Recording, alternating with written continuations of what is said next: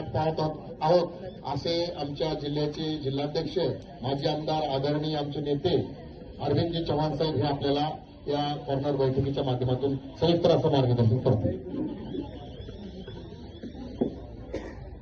आज या ठिकाणी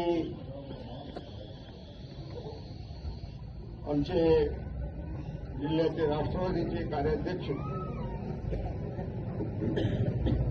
चंद्रकांतजी कारके यांच्या आई शोभाबाई कारके यांच्या प्रचारानिमित्त आज आम्ही आपल्यामध्ये आलेलो. शाहू फुले आंबेडकरांच्या विचारावर चालणारा पक्ष आहे.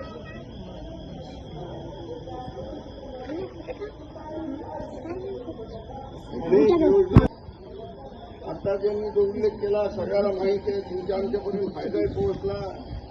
लाडक्या बहीण योजनेचा अर्थमंत्री त्यांनी विधानसभेत पहिल्यांदा मांडली आणि मंजूर करून घेतली. आता मग कोणी म्हणतो देवा भाऊनी केली, कोणी म्हणतो शिंदे भाऊनी केली, पण करणारे अजितदादा आहेत, पैसे देणारे अजितदादा.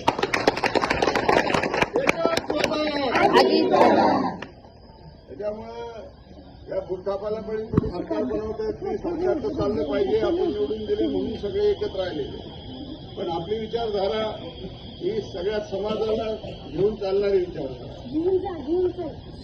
काही पक्ष निषेध करण्याची भाषा करतात, हिंदुत्ववादाची भाषा करतात. हिंदुत्ववादाला आमच्या विरोध करण्याचं काम ही भाजपची मंडळी करतात. आणि म्हणून आपल्याला चंद्रकांतराव कारके साहेबांसारखं एक चांगलं व्यक्तिमत्व, आता जरी त्यांच्या आई उमेदवार असल्या तरी कारके साहेबच सगळे काम पाहतात.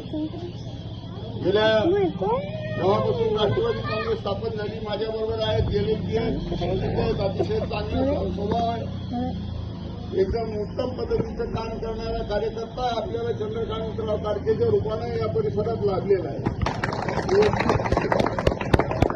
मिलन सारे इतरही कधी रागवतो, पण कारके साहेबाला राग काय माहीतच नाही. आणि म्हणून इतका चांगला माणूस आपल्या त्यांना या ठिकाणी जागा नव्हती उभं राहायला, म्हणून आईनं उभं केलं. आई गेल्या तिथं सभागृहात म्हणजे चंद्रकांत कारके गेल्यासारखेच आहे. चंद्रकांत कारकेंचं वजन आपल्याला वाढवायचंय, अजितदादाजवळ वाढवायचंय, राष्ट्रवादीजवळ वाढवायचंय, समाजात वाढवायचंय. आणि म्हणून आपल्याला निश्चित पद्धतीनं या प्रसंगी शोभाबाईंच्या पाठीमागं उभं राहणं गरजेचं आहे. गेल्या 10-15 वर्षापासून या परिसरामध्ये पाईपलाईन नव्हती, मला जी माहिती मिळाली. ठीक आहे, ती चंद्रकांतराव कारके साहेबांनी आवाजात मेहनत करून आणली. ते मला खरं म्हणजे उद्घाटनाला बोलवणार होते, पण आमदार साहेबांनी त्यांना नोट मारली. मग तुम्ही असं केलं तर मी तिला निवडून देणार नाही. मला त्यांनी सांगितलं, मी म्हणलं काय हरकत नाही, तुमचं काम झालं पाहिजे. त्याला महत्व आहे, लोकांना सर्व माहिती आहे की कोणी काम करतं आणि कोण करत नाही. आणि म्हणून निश्चित पद्धतीनं कारके साहेबांसारखा एक चांगला कार्यकर्ता ज्याने अण्णाभाऊ साठे प्रयोगकारी त्यांनी निर्माण केलं, त्याच्यासाठी फंड उपलब्ध करून घेतला.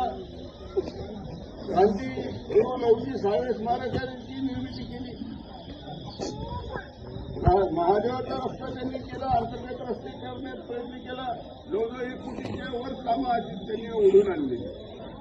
कुठल्याही पदावर नसताना हा माणूस जर 1-1.5 कोटीची कामं स्वतःच्या बळावर आपल्या समाजासाठी, आपल्या प्रभागासाठी जर आणत असेल तर ह्या माणसांच्या हातात सत्ता गेली तर निश्चित पद्धतीनं त्यांचं वजन अजित पवारांजवळ वाढलं. म्हणून अर्थ खातेदाराकडे मग त्यांना म्हणता येणार नाही, ते लोकप्रतिनिधी आहेत. म्हणजे लोकप्रतिनिधींनी आणलेल्या मागण्यावरती शासनाला विचार करावा. म्हणून निश्चित पद्धतीनं पुढच्या कालखंडात आपल्याला कामं करायची असतील तर या ठिकाणी बालवाडी नाही आहे, ही निर्माण करायची आपल्याला. कारके साहेबांची त्यांची कल्पना आहे. मला बोलताना सांगत होते की आपल्याला या परिसरात बालवाडी निर्माण करायची. महिलांच्या हातांना काम नाही, त्यांच्या हाताला काम निर्माण करून द्यायचं. तरुणांना नोकरी नाही. सामाजिक न्याय विभागाकडे प्रचंड पैसा आहे, योजना आहे. एसटी ओबीसीच्या मुली शिकल्या पाहिजेत, त्यांच्यासाठी हॉस्टेल मला निर्माण करायचंय, त्यांना शिकवण्यासाठी शाळा आणायची. या सगळ्या गोष्टी आहेत, पण त्या कधी पूर्ण होतील ज्यावेळेस तुम्ही त्यांना बळ द्या. त्याच्याशिवाय हे पूर्ण होणार नाही.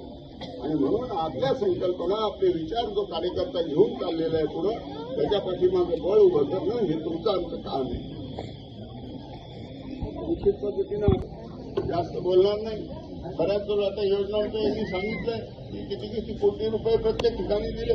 मुस्लिम समाजासाठी 850 कोटी दिले, कधी 30 कोटी 50 कोटीच्या वर मुस्लिम समाजाला एक पैसा मिळाला नाही. अजितदादा अर्थमंत्री झाल्यानंतर त्या समाजाला 850 कोटी रुपये मिळाले.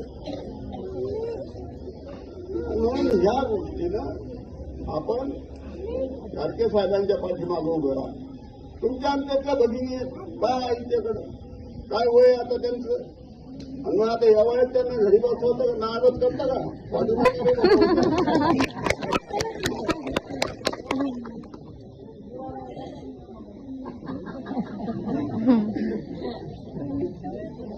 खरं आहे का नाही.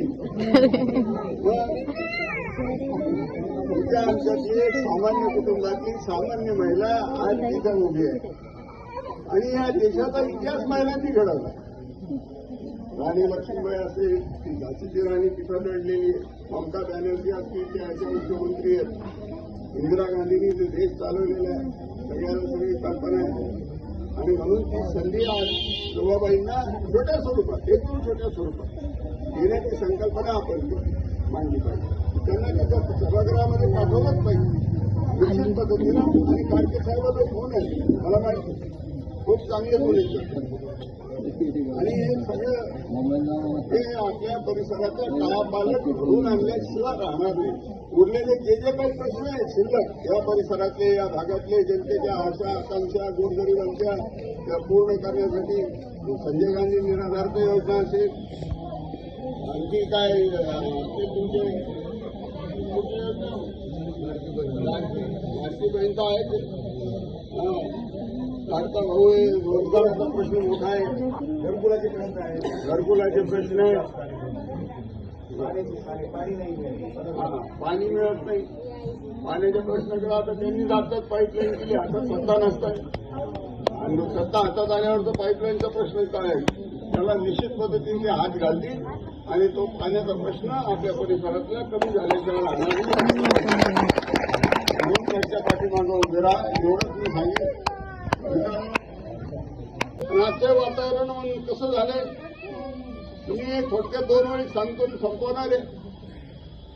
सांप क्या जहर उगलेगा, सांप क्या जहर उगलेगा, उतना जहर आदमी उगल रहा है, और सांप कोने में बैठकर हंस रहा है, और आदमी आदमी को डस रहा है. हम तुम्हारे साथ हैं अजीत दादा, अजीत दादा, चव्हाण साहेब तुम आगे बढ़ो, हम तुम्हारे साथ हैं अजीत दादा. माणसाला माणूस म्हणून जगायचं असेल, त्याला इज्जत मिळायची असेल, तर आपल्याला शाहू फुले आंबेडकरांच्या विचारावर श्रद्धा असणाऱ्या पक्षावरती आणि त्या विचाराने चालणाऱ्या अजितदादाच्या नेतृत्वावरती विश्वास ठेवून त्यांच्या मागे उभं राहावं लागेल. आणि मग त्यांच्या मागे तुम्ही काय अजितदादाला मत द्यायला बारामतीत जाणार नाही.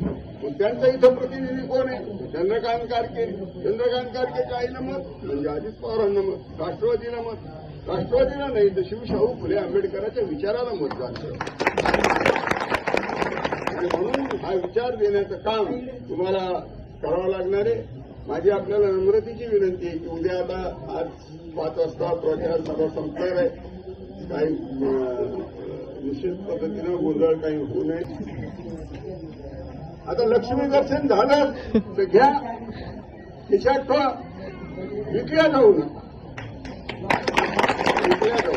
स्वतःचं मत विकू नका. पुन्हा 5 वर्ष पश्चाताप करायची वेळ येत असते. आणि मग एकदा चुकलं त्या पश्चातापावर मला एकदम आता एक गोष्ट आठवली. एक छोटंसं गाव असतं, चुकीच्या माणसाला जर तुम्ही सत्ता हातात दिली तर काय होतं. एक छोटंसं गाव असतं आणि त्या गावाच्या बाजूने